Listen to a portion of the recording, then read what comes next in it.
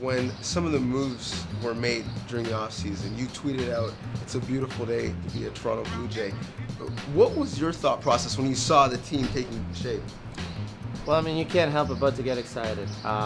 And you see how much closer to obtaining that goal you are. As a baseball player, we thrive on the chances of going to the World Series. And when you make that many moves and acquire that many talented players, you feel like you're that much closer to getting to that goal. That's what drives me when I get out of bed every single day. It's going to bring out the best out of me for sure, and hopefully it does with the rest of the guys.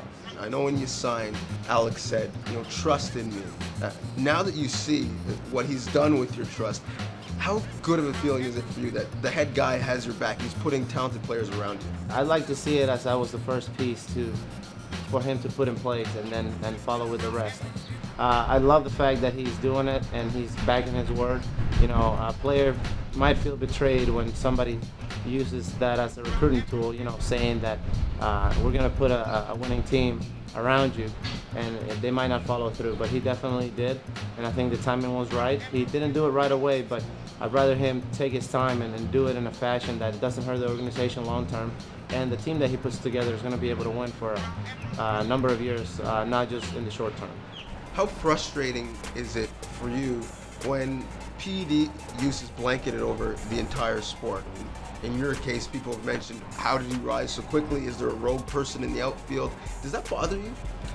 Of course it does, but to a certain degree, I mean, you kind of understand where people are coming from, and you try to be understanding of that.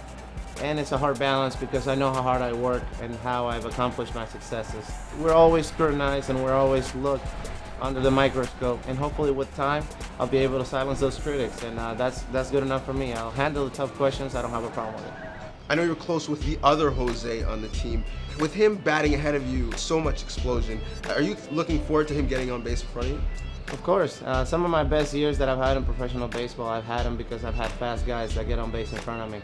Having him and Melky at the top of the lineup, and whoever hits ninth, hopefully that's Bonifacio. He's going to be able to run a lot too and be on the bases for me. I'm going to be really excited. It's going to make my job easier to drive them in because now they can score from first and a double. On some base hits that maybe the average runner can't score, they'll be able to score. Same with sac flies and infield ground balls. So they'll definitely make my job easier and make me look good.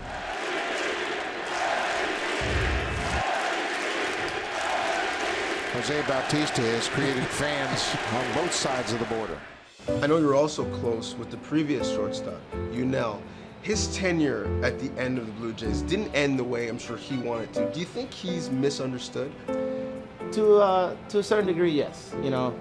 There's no doubt in my mind that he made a mistake, and he acknowledges that. And that was a pretty dumb move of writing that message on his eye black. I don't think he meant anything by it, but it was still not a smart move.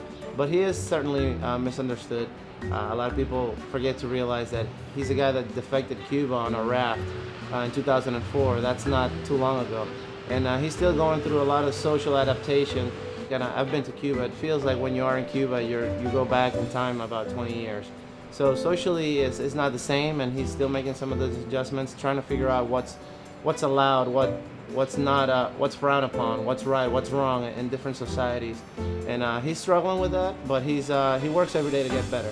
There's such a rich baseball history coming from the Dominican, and the Blue Jays organization historically has benefited from that. You guys have a special bond. What's it like?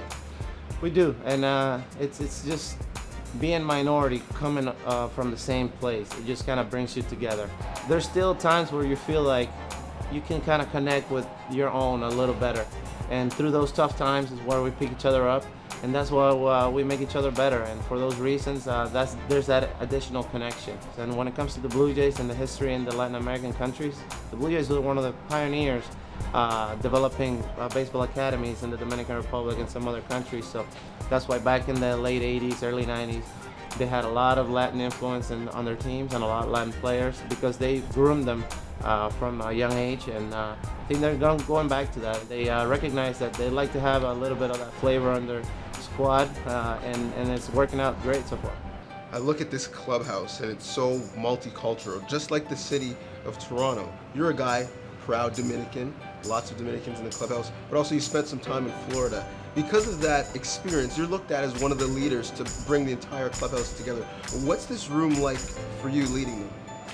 It's easy, just because we have a lot of quality people, not only players. So whoever's leading this club is going to have an easy job. I'm glad to be that leader right now. It kind of fell on my lap, but I certainly accept the role, and I'm going to try to do it to the best of my capabilities by setting the example myself, and hopefully the others follow.